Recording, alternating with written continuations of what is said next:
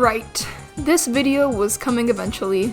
Hello everyone, I'm Solarsaber, and today I'll be telling you how I became a furry. I've done this video once before I rebranded my channel, so if you were around for that, this will sound almost identical. When I made this video the first time, I only had about 2,000 subscribers, so now all the new people get to hear it. So when I was in elementary school, about 9 years old, I was showing my mom a video of one of my favorite songs at the time, Lugia's song from Pokemon. As the song played, a bunch of beautiful pieces of artwork were going across the screen, and I said, "Man, I wish I could draw like that." And my mom replied, "You can, you just gotta practice." And if my mom hadn't said that, I don't think I would have started drawing. So I started drawing Pokemon fan art almost every day, but I don't know where the sketchbook is where I drew this stuff in, so I can't show any examples. They were pretty bad though. I made Pokemon comics that had awful storylines, and just got really into improving. I also got into making those Pokemon love story things that were really popular on YouTube around 2010,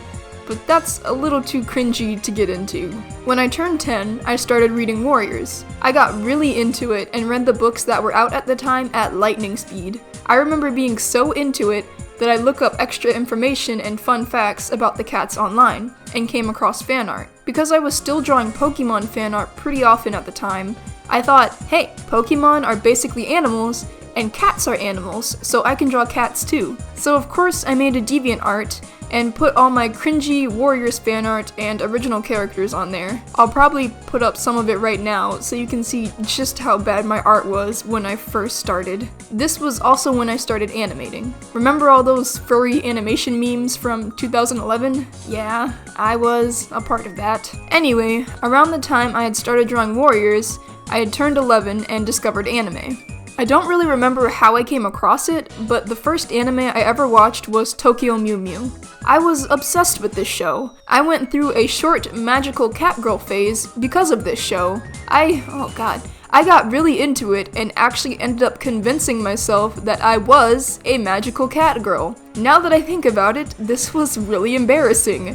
I can't believe 11-year-old me thought she was an actual cat girl. It got so bad that I took a bell necklace and cut it short to make it into a choker, and I wore it around my neck like a freaking cat collar so I could look like Ichigo, the main character from Tokyo Mew Mew.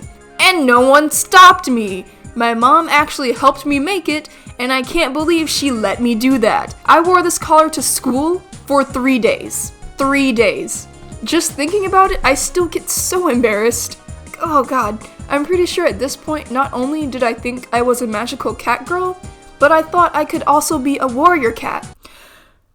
I had about 2 other friends who read the books, so on the playground, we would pretend we were warrior cats defending our territory, and we would hiss, scratch, and bite each other.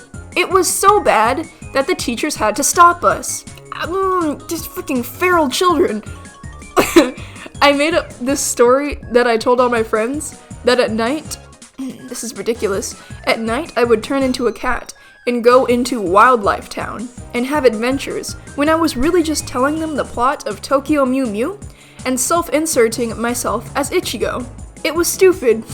This was the time I made my first persona. Her name was Luna, and she had one of those emo bang things. A lot happened when I was 11. I wrote a whole 12-page Warriors fanfiction with all my own characters, and even gave it to my English teacher to read. She said she was impressed, but it was probably awful considering my writing skills at age 11. A while after I turned 11, and almost the whole time when I was 12, I started roleplaying on Feral Heart, just warrior cat roleplays. And I guess you could say I was becoming more furry-fied? I roleplayed for a long time, but I think I stopped when I turned 13. I tried to get back into it, but my writing skills aren't as good as they used to be since I haven't written for fun in a while. I was 13 when I actually learned what a furry was. Because of all the negative connotations that come with being a furry, I refused to say I was a furry. After a lot of further research, I learned what furries were all about, and decided that they weren't so bad. I started calling myself a furry a few months after I turned 13. I made a new persona, Aster. Luna got retired a long time ago, and she was really unoriginal, so I needed to make a new one. I didn't make Venus until I was 17, so Aster has been around for a long time. She's still my persona, just a secondary one. I continued to develop my characters more, and saw that I was branching away from fan characters and unoriginal personalities. Becoming a furry helped me see that you didn't need to be drawing fan art just to draw animal characters. It helped me improve my character design and other art-related things. And that's how I became a furry. Thank you so much for watching. How did you become a furry? Tell me in the comments. And remember, shine bright!